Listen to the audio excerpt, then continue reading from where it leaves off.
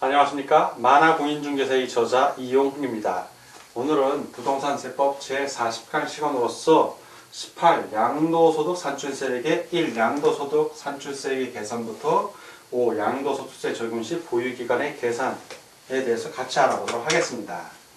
자, 먼저 양도소득 산출세액의 계산입니다. 양도소득 산출세액의 계산.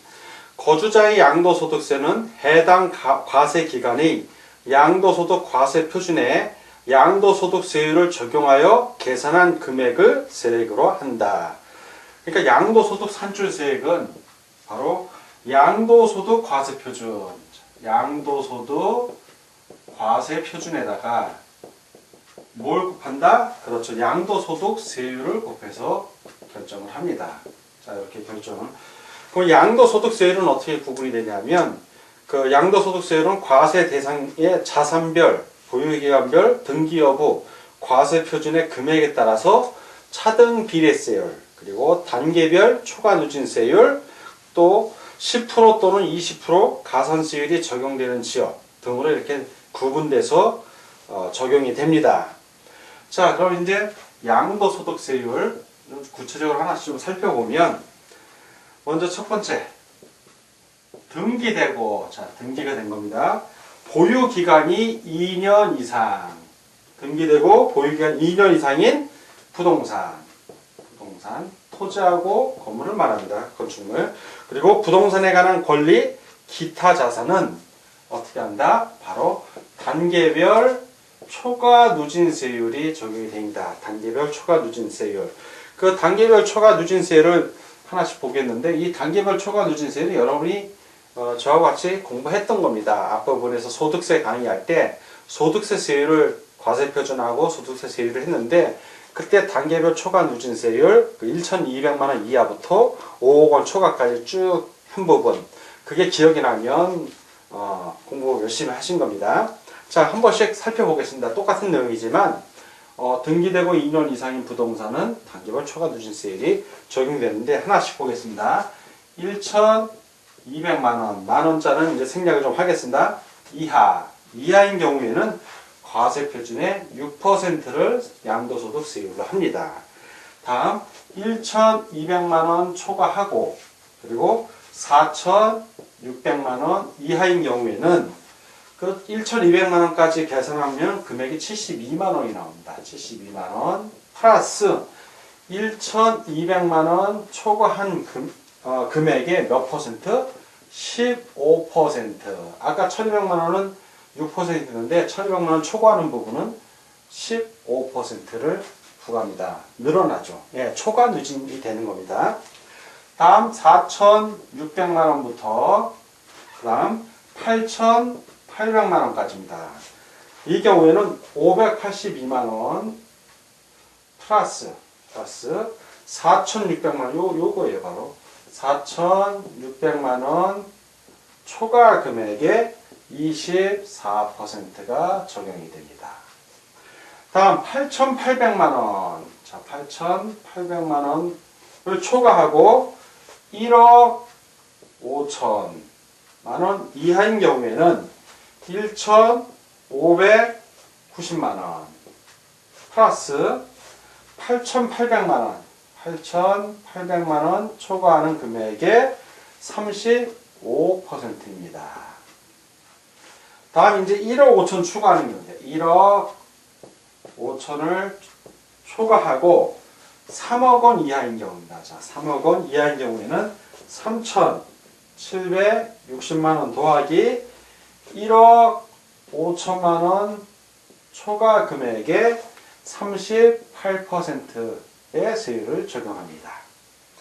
다음 3억 원을 초과하고 5억 원 이하인 경우입니다. 자, 이 경우에는 9,460만 원 플러스 3억 원 초과하는 거. 예, 3억 원 초과하는 금액의 몇 프로? 40%입니다. 40%. 자, 마지막으로 이제 5억 원을 초과하는 경우에요. 자, 5억 원을 초과하는 경우에는 1억 7,460만 원 플러스 5억 원 초과하는 금액이 몇 프로? 42%를 곱하여 나온 금액 더합니다. 이렇게 단계별로 각 금액 단계별로 초과 누진세율이 적용이 됩니다. 다음 두 번째는 등기되고 아까는 보유기간 2년 이상이었는데 등기되고 보유기간이 1년 이상 2년 미만인 부동산 또는 부동산에 관한 권리 이 경우에는 40%가 적용이 됩니다. 40%. 그리고 주택 및 조합원 입주권은 제외됩니다. 주택 및 조합원 입주권은 그 앞부분 걸로. 예. 다음 세 번째 등기되고 세 번째 등기되고 보유기간이 이번엔 1년 미만이에요. 자, 1년 미만인 부동산과 부동산에 관한 권리는 몇 퍼센트? 50%가 됩니다. 다만 주택 및 조합원 입주권은 40%가 적용이 됩니다. 다음 네 번째는 부동산에 관한 권리 뭐냐면 부동산을 취득할 수 있는 권리하고 지상권, 전세권 그리고 전세권과 등기된 부동산 임차권 이런 것들입니다. 부동산에 관한 권리 중 주택법에 따른 조정 대상 지역 내에 조정 대상 지역 내에서 입주자로 선정된 지위예요. 자, 입주자로 선정된 지위. 이거는 50%가 적용이 됩니다. 다음 이제 비사업용 토지에 대해서 같이 알아보도록 하겠습니다. 자, 이번에는 비사업용 토지 양도소득세율 다섯 번째 비사업용 토지의 양도소득세율을 좀 알아보겠습니다. 비사업용 토지는 역시 단계별 초과 누진세율인데 아까 했던 단계별 초과 누진세율에 10%를 더해주면 됩니다. 핵심은. 근데 하나씩 보겠습니다. 자, 1,200만원 이하인 경우 1,200만원 이하인 경우는 과세표준의 몇 퍼센트? 16%가 10% 더해준다고 그랬으니까 16%가 됩니다. 1,200만원일 때 16%. 다음 1,200만원 초과 그리고 4,600만원 이하일 때는 192만원 플러스 1,200만원 초과하는 금액의 몇 프로? 25%입니다. 자, 1,200만원 초과 금액 15%였는데 10% 더했죠. 25%가 됩니다. 다음 4,600만원 초과 그리고 8,800만원 이하인 경우에는 1,042만원 1,042만원 플러스 4,600만원의 초과 금액 곱하기 34%가 되겠습니다.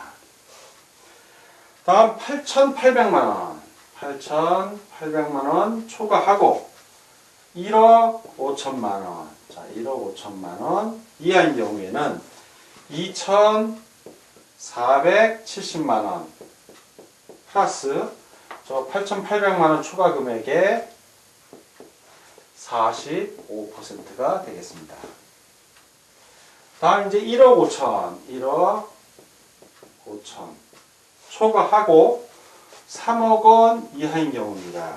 이 경우에는 5,260만원 플러스 1억 5천만원 초과하는 금액의 48%가 되겠습니다. 다음 3억 원을 초과하는 경우에 3억 원을 초과하고 5억 원 이하인 경우입니다. 자, 이 경우에는 1억 2,460만원 플러스 3억 원 초과 금액의 50%입니다. 다음 이제 5억 원을 초과해야 됩니다. 5억 원을 초과하는 경우. 자, 이 경우에는 2억 2,460만원 플러스 5억 원 초과 금액의 52%가 적용이 됩니다. 자, 이제 여섯 번째입니다. 여섯 번째. 미등기 양도자산. 자, 등기를 해야 되는데 등기를 안 한 거예요. 부동산을 소유해 놓고는 등기를 안 했어. 미등기 양도자산. 이 경우에는 제일 세요, 아주. 몇 프로를 내야 되냐면 세율이 양도소득이 진짜 70%예요. 70%. 엄청 셉니다. 그래서 미등기 양도자산이 뭐냐면 토지, 건물, 지상권, 전세권, 등기된 부동산 임차권 이런 것들입니다.